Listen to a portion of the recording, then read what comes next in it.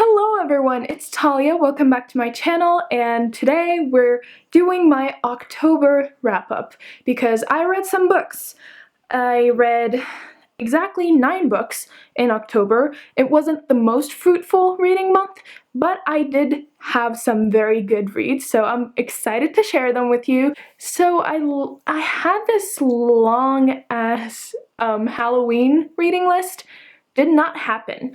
I have some thrillers and mysteries sprinkled in there, but I didn't get to read many like spooky books because I wanted to get through my physical TBR that I have at my home right now before I go back to campus. We'll just get into it, okay?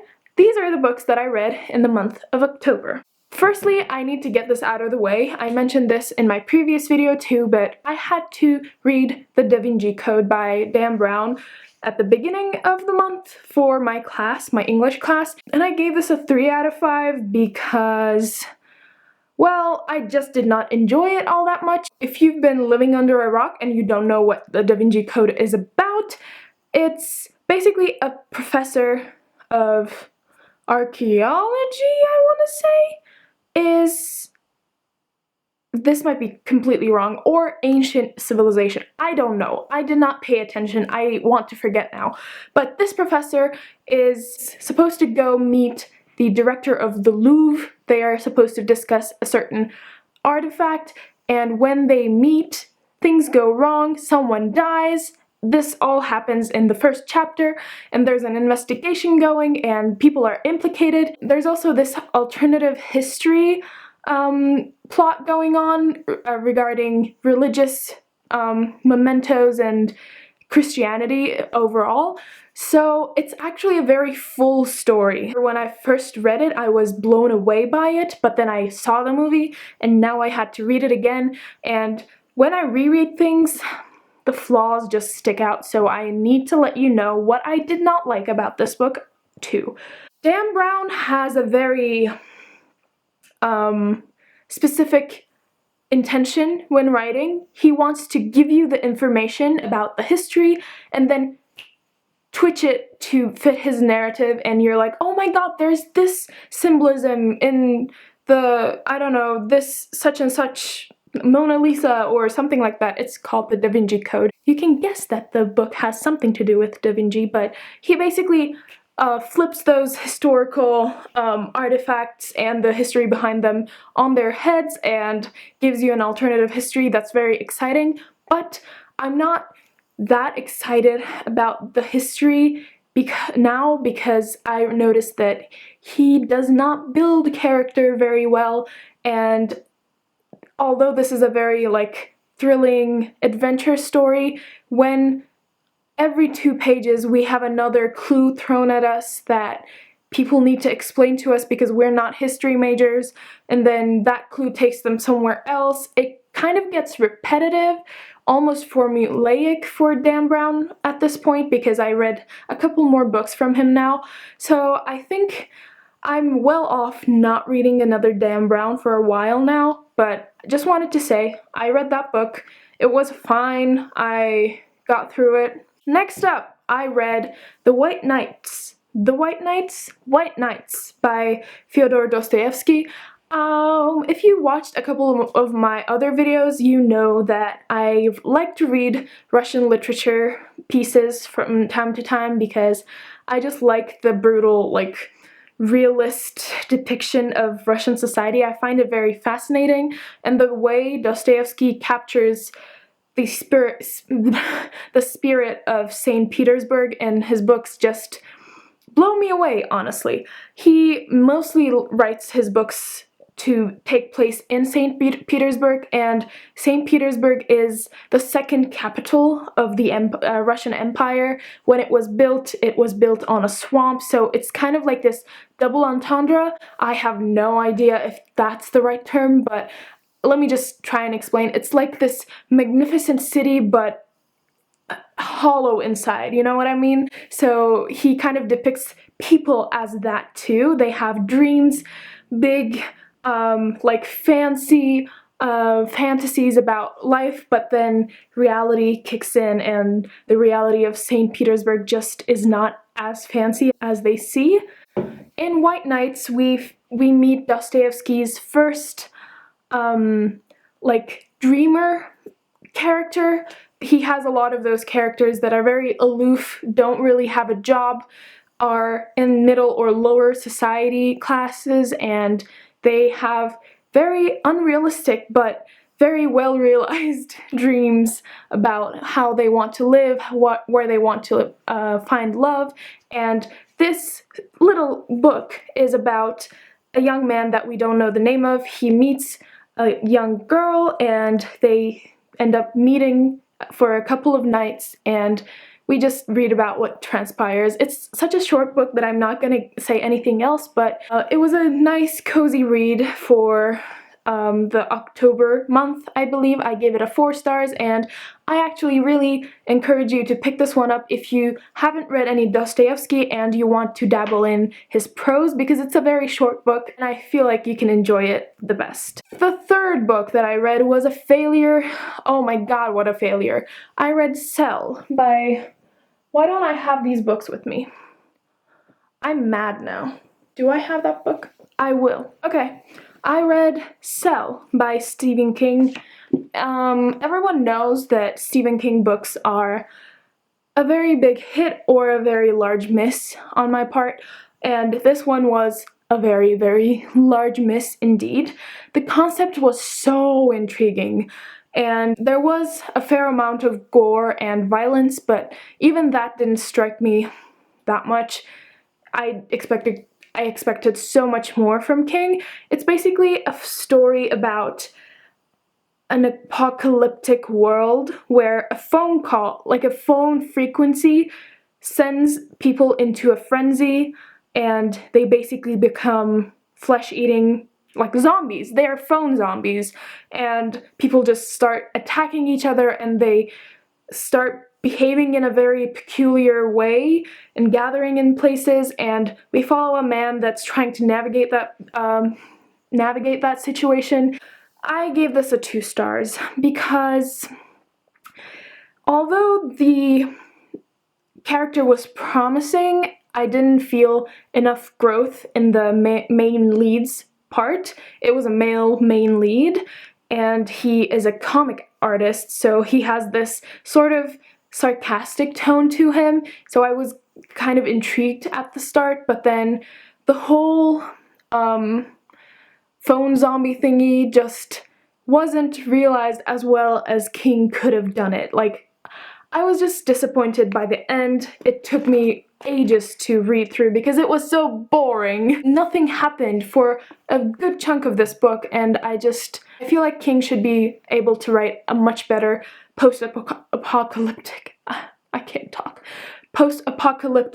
narrative, and this just didn't live up to his other books. What can I say? Then we have the 5th season, which is inside, and I'm too lazy to go get it, but I read this for English class too, and oh my god! This book has been on my TBR for the longest time, and when my professor assigned this to us, I was like, I have the ebook, but darn it, I'm gonna go and get a physical copy because we're studying English and I'm gonna take notes. I didn't take notes. And I'm gonna postmark places. I didn't postmark anything, but I enjoyed reading this physical copy so much. I gave it a 5 stars, and here's the premise. N.K. Jemisin's this work is taking place on our planet, but in a very different reality where there are very big cataclysmic earthquakes every few hundred years, and there are people who can control the seismic activity of the earth, and they are very feared and controlled by society, and Rogas have the power to control earth. There are their instructors who have different powers to their own. There are peculiar objects in this world that you try to figure out what their purpose is in the whole system, and there are normal people who kind of fear these Rogas. I can't believe this author's mastery in like weaving this story together, building these characters, creating these timelines and this world is just so well thought out that I can't wait to go back. I know from a couple of people that they enjoyed the second and third book in the series so much less. I don't care. I just want to go back and be with these characters, and I want to read more of N.K. Jemisin. Even though a chunk of this book is written in second person, where the author is writing as, you did this, you felt like that. It's a very unusual prose, and I didn't mind it. It fit in with the intention so well that by the end I was just like, mind blown. I can't believe how clever this person is. Please, if you haven't, go pick this book up. I just need someone to share my enthusiasm with, and my English class is just not enough because we moved on to another book. I need someone to talk to about this. It's such a good book. It's such a good world. Go read it. This was a very nice, satisfying read after that Stephen King junk. Okay, the fifth book I read was This Is How You Lose the Time War, by these authors because I don't remember their name. There are two of them, and we read this over at Murphy Napier's channel as a buddy reads, and I gave this a 3 stars. This is a sci-fi, like absurd literary fiction slash sci-fi book that is very short, but I had a couple of problems with it. So the story is that there are 2 agents from rival agencies during this time war, and they interact between each other through letters and through many different time periods because they travel through time constantly. So we get their POV and then the letter that they sent the other person. I think the concept was very interesting and the dynamic of their relationship was very intriguing. My problems with this book are twofold. It is written in a very overly flowery prose.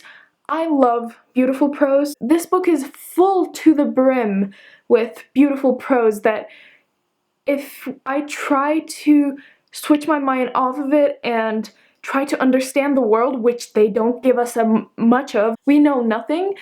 If I focus on that, I miss so many beautiful sentences, and if I get lost in the sentences, then I just don't know what the story is about at all. So I kind of wish that the floweriness of the prose was dialed down just a smidge so that we could appreciate the beauty of certain sentences better.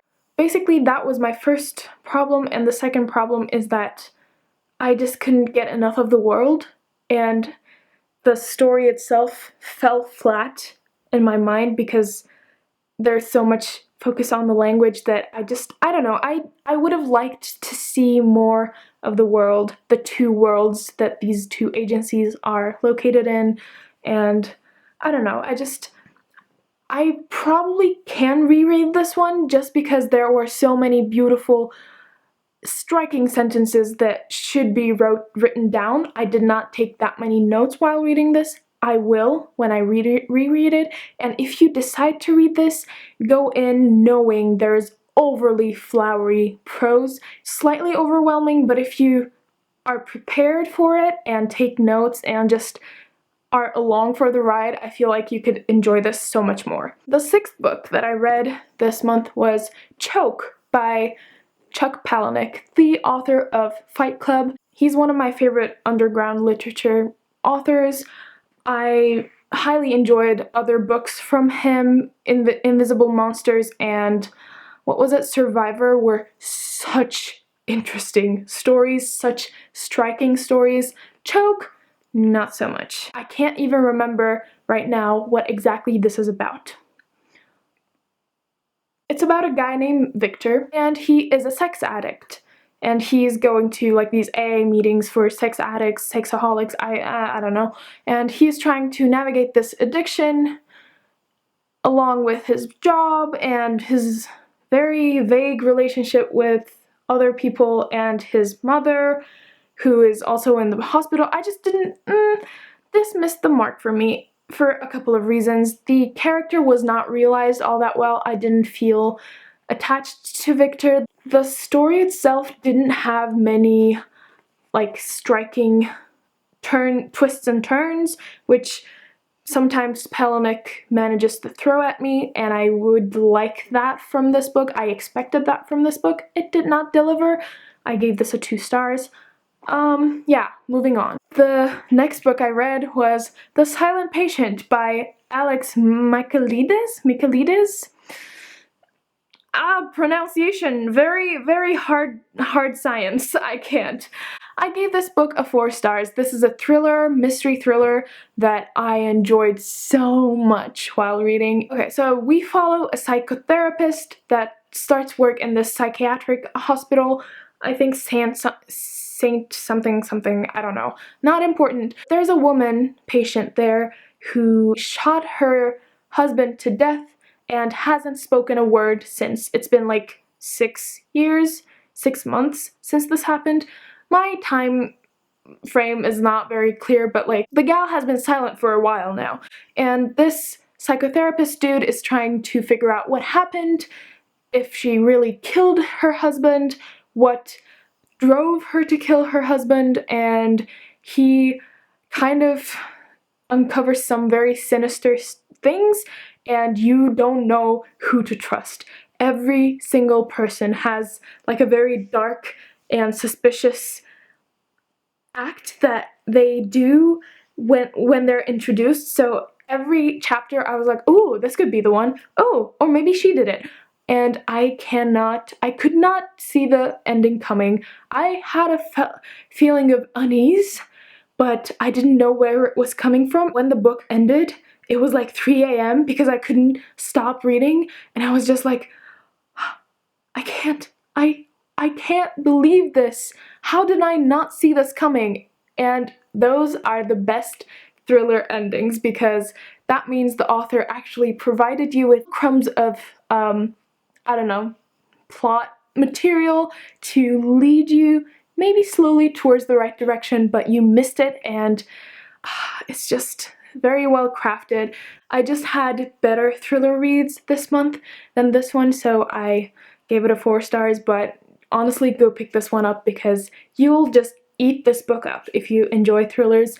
And I specifically like psychiatric, like mental illness based thrillers, because they feel the most realistic, and it's just like you can't trust anyone. Anyone could be crazy, right? Moving on.